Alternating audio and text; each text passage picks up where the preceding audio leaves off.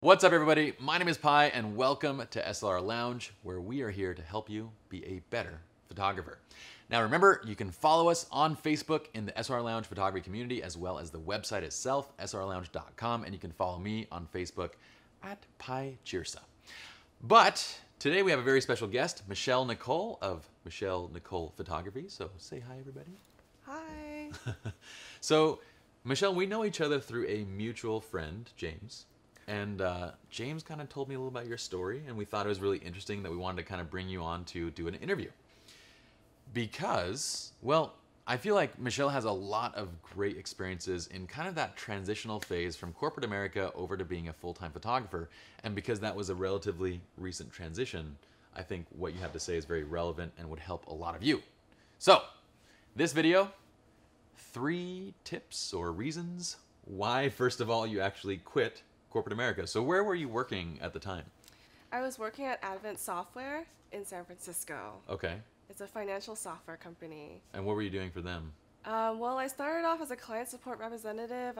I made my way up to a senior client support, and I was a team lead at the time that I decided to leave. So you're moving up in the company, and you're like, I'm moving up, and I'm done with this.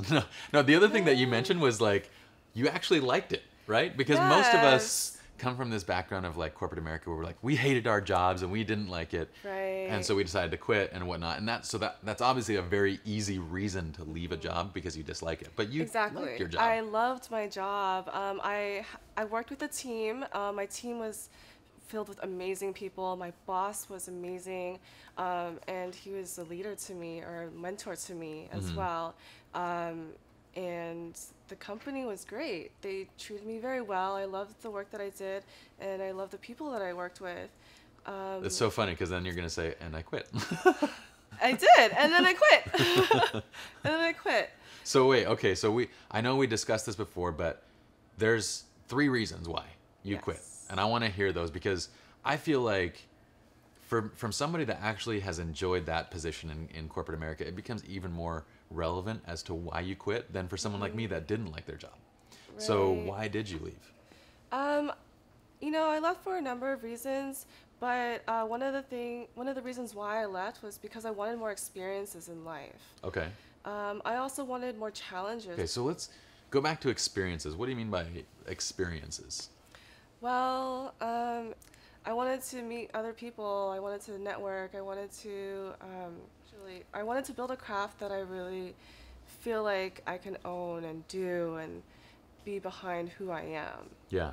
Well, it's a very interesting term that you bring up, experience, because I've read a lot recently, a lot of scientific stuff that's come out that's talked about basically how the science of experiences over materialistic things in making somebody happy. Exactly. And so when you mentioned that, I was like, oh yeah, you know, like, it's kind of one of those transitions that I've started in my life about a year ago of I just want more experiences because they basically say in the articles, and we'll link to those articles, but they say that materialistic things you get accustomed to. So you buy a nice car and 2, 3 weeks, 4 weeks go by and you're like accustomed to it.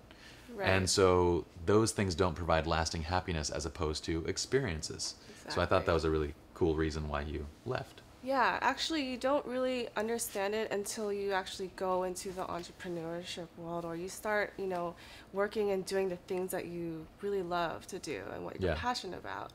And you'll find that the more that you try to achieve your passions and you try to work, you're not really working anymore. You're actually, you know, doing the things you love, and the material things that you're constantly, you know, purchasing or getting or working towards, they're not as significant anymore as the experiences that you are doing.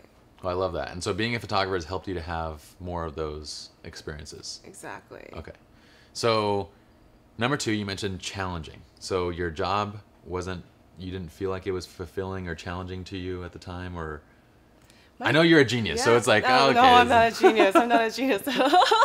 No, I mean, the job was very challenging. Okay. You know, I managed, you know, a team of people, of 16 people, or I helped manage a team of 16 people, and that was a challenge in its own.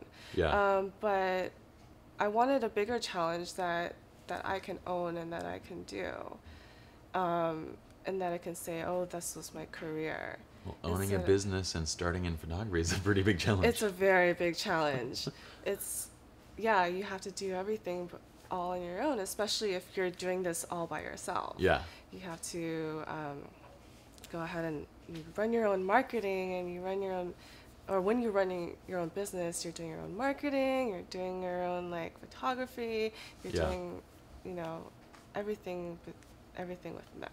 Well, you've done a really great job, and in a very short period of time. And actually, in the next video, we're going to be talking about that transition, right? Kind of that transition from full-time corporate America to full-time professional photographer. Because I thought that was a really interesting transition, especially one that's relevant to a lot of you out there. What was the third reason that you decided to leave corporate America? Well, the third reason why I left is because I wanted to find something that I was passionate about in life, and something that I was passionate about from early on in my school years is photography. And I used to be the historian of my friends group, and so I wanted to find something that I can really love and enjoy doing. Why did you feel like passion was such an important part of? I mean, you mentioned that you enjoyed your work, right? So like, that was enjoyable to you. You were progressing, you were moving up, you were taking leadership courses, you were learning how to manage people. Why did that passion play such a big part of that decision? You weren't finding that passion at where you were? I was finding a passion, you know, at where I was. However, this new passion of photography made me very happy. Yeah. And it changed my work-life balance a lot more. It made me enjoy life a lot more than I did when I was working. Well, you probably didn't feel as much, if it was something that you were truly passionate about, you probably didn't feel like you were working. Correct. Okay. So I always say to people that, like, when they always ask me, what's the best way to make money in photography? What's the best side of photography to make money? And my first response to that is whatever area that you're passionate about. Because if you're not passionate about it, how do you sink enough time into it to actually become an expert at it? Exactly. And so I don't know if the money would ever come if you're not truly passionate, because then you end up quitting before you actually become an expert.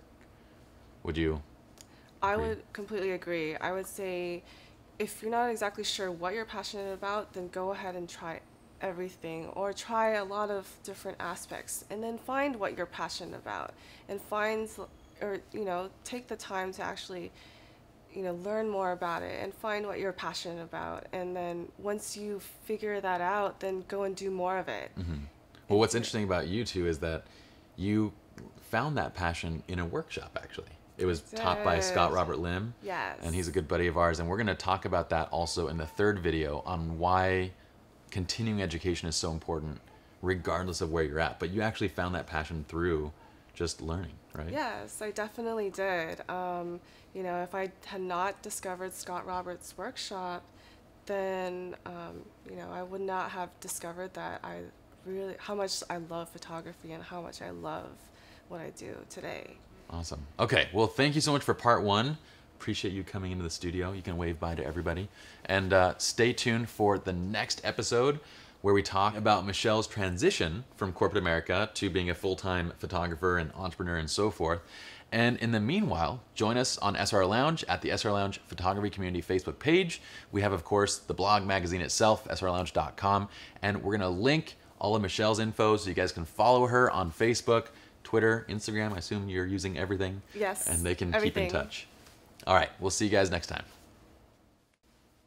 Good? Solid. Should I do a nipple flick? Yeah, that would be great. This is... What?